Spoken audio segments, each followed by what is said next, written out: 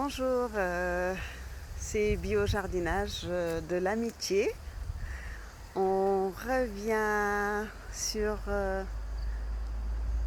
les lieux du semis.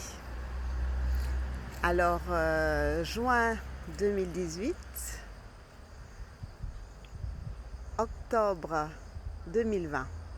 Donc en juin 2018, on avait une belle petite équipe avec Marine qui avait été formée à la PAF, qui faisait des semis, beaucoup de semis, des semis de beaucoup d'arbres. C'était à peu près 300 arbres. Je crois on s'était arrêté à 250. À 250. Parce que bon, j'ai déjà beaucoup après à planter et à gérer, donc on a commencé doucement. Uh-huh.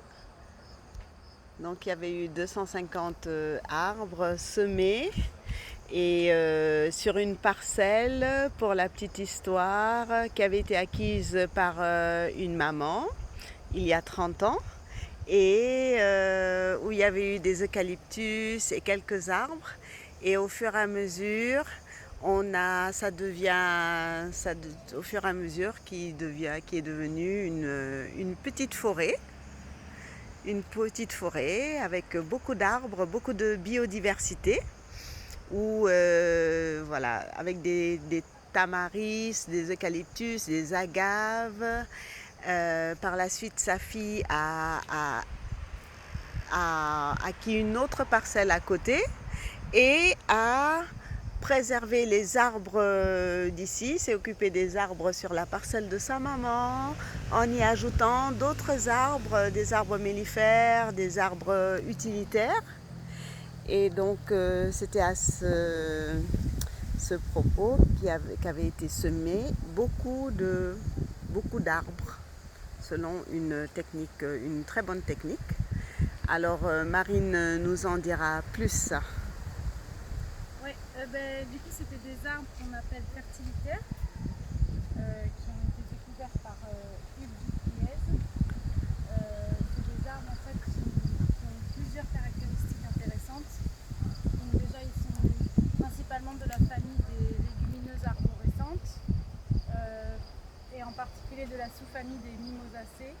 Donc c'est des arbres qu'on appelle fertilitaires parce qu'ils ont la capacité en fait de fixer l'azote atmosphérique grâce à des bactéries et des champignons avec qui ils cohabitent et qui ont cette capacité en fait de fixer l'azote atmosphérique, mais aussi de permettre la fixation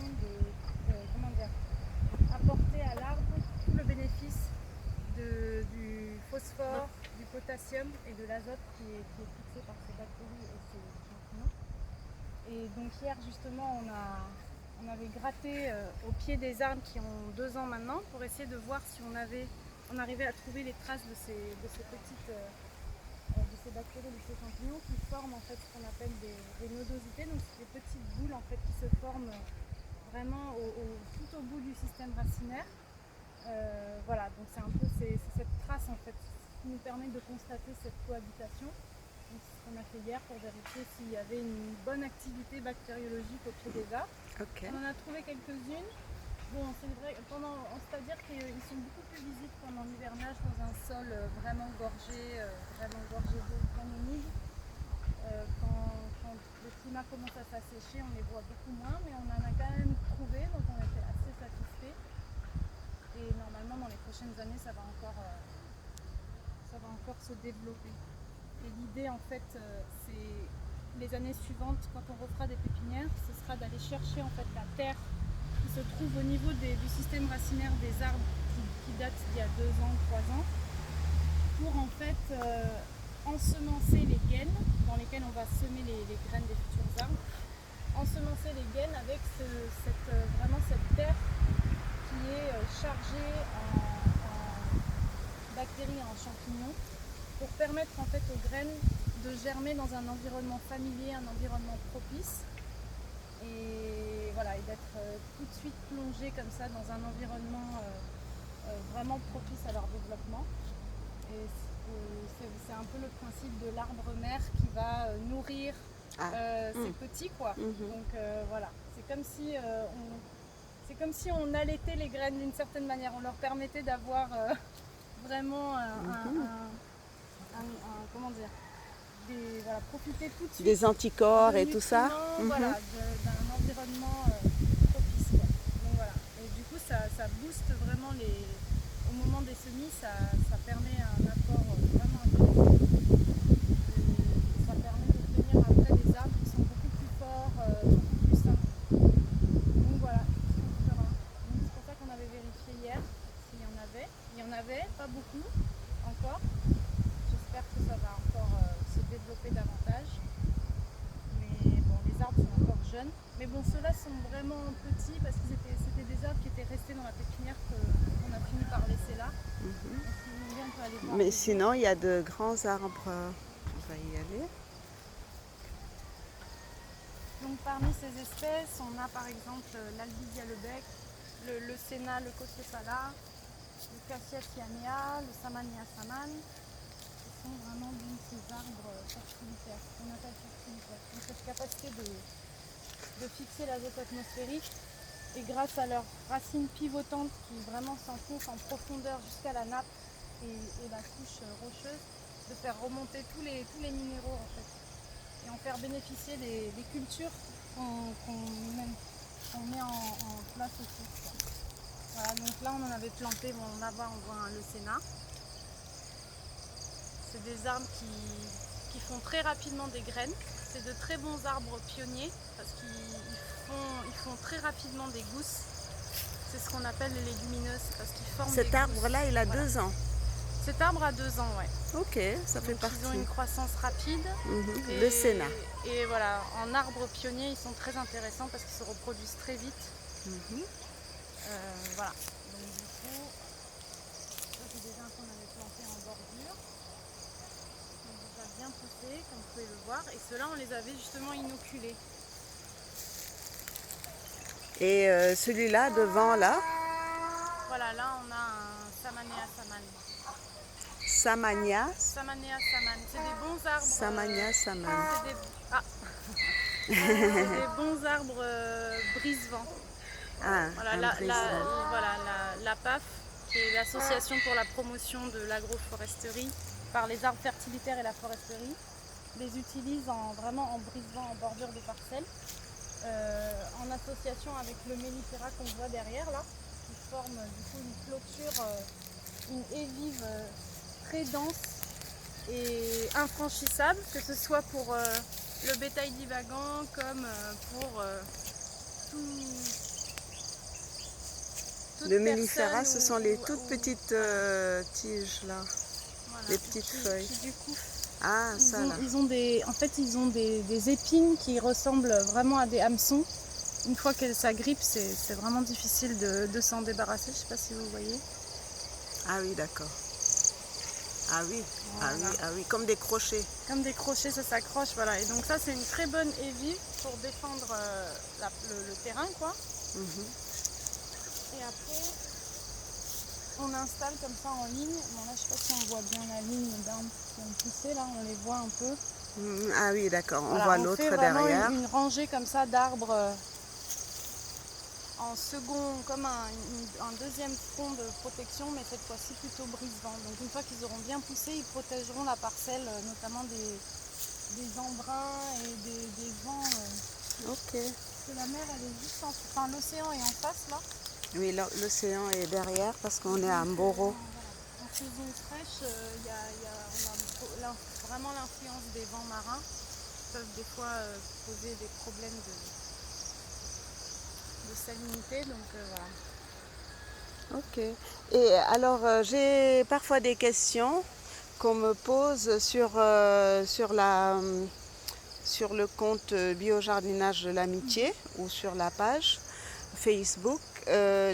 Quelqu'un qui voudrait mettre des arbres, qui voudrait avoir beaucoup d'arbres, comment il peut faire? Qu'est-ce qu'il peut faire pour... comment vous avez réussi à vous procurer les graines? Comment ça peut se faire, quelqu'un qui voudrait avoir des conseils? Pour avoir des graines, tu veux dire? Oui, pour avoir des graines ou pour savoir, il veut se lancer, il veut reboiser, qu'est-ce qu'il doit faire, quoi? Qu'est-ce que, je sais pas, on me pose ce genre Comment de cette question? questions. Bon, en Oui, tout cas, ce qui est sûr, c'est que quand on achète un terrain, la première chose à faire, c'est certes d'observer, mais de planter, quoi. Il faut planter, planter.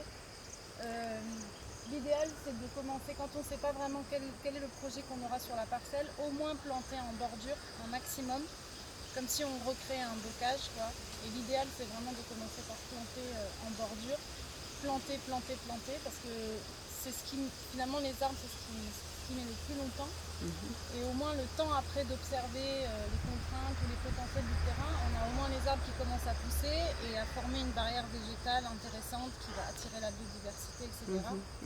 Franchement, c'est la première chose à faire quand on démarre. la biodiversité. C'est de planter, planter, planter. Ouais. Après, bon, ça dépend dans quelle zone on se situe. C'est vrai qu'en milieu sahélien, on a des contraintes liées notamment à la divagation du bétail parce qu'on a vraiment un manque de fourrage important. Et donc en milieu rural, on a souvent le bétail des éleveurs, des agro-éleveurs qui a tendance à venir chercher en fait du fourrage dans la parcelle. Et donc c'est un peu la contrainte, c'est qu'on a tendance à, entre le bétail, la divagation du bétail et le manque d'eau, c'est vraiment des contraintes principales. Mais en tout cas avec les arbres parasitaires, on voit que si on fait vraiment l'effort de les arroser la première année, rien qu'une fois par semaine, la première année, du moment que leur racine pivotante a atteint la nappe phréatique, d'un hivernage à l'autre, donc d'une saison des pluies à l'autre, après on est tranquille, on n'a plus besoin de les arroser. Et ils ont une croissance très rapide, donc c'est des arbres intéressants, du moins des arbres pionniers intéressants.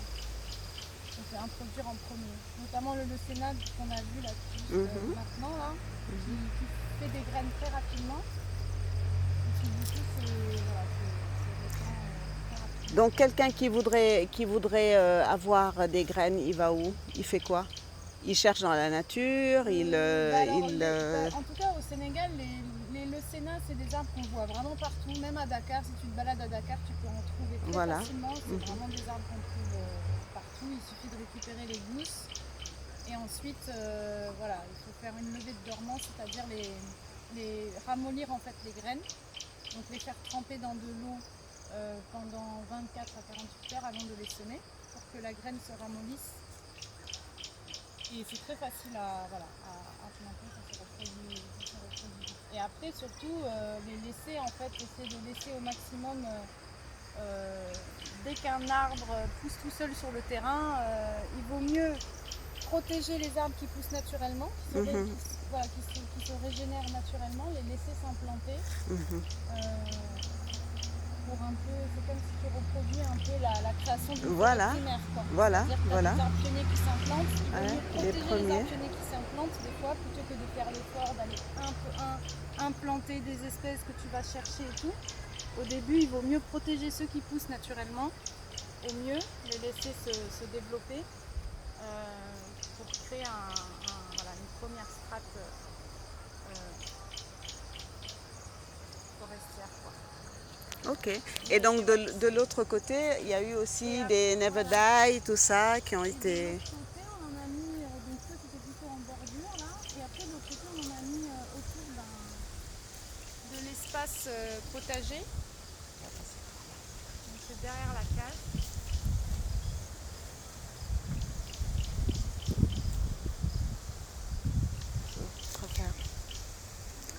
On va contourner. Vous allez voir derrière la case, on a aménagé un potager.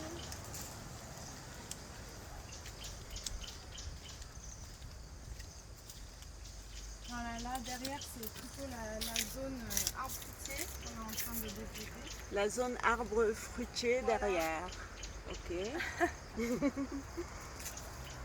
Nous-mêmes, c'est un plaisir de guider là-bas.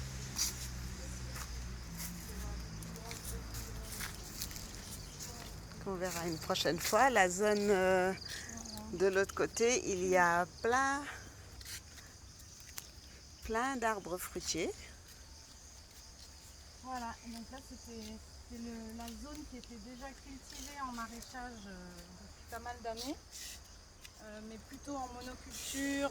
C'était voilà, c'était le monsieur qui s'occupait du terrain, qui est un serrère, qui a l'habitude de cultiver d'une certaine manière. Donc lui, il avait l'habitude de faire tout le terrain en tomates, après tout le terrain en niébé ou tout le terrain en pommes de terre. Et donc petit à petit, on l'a amené à changer un peu ses pratiques.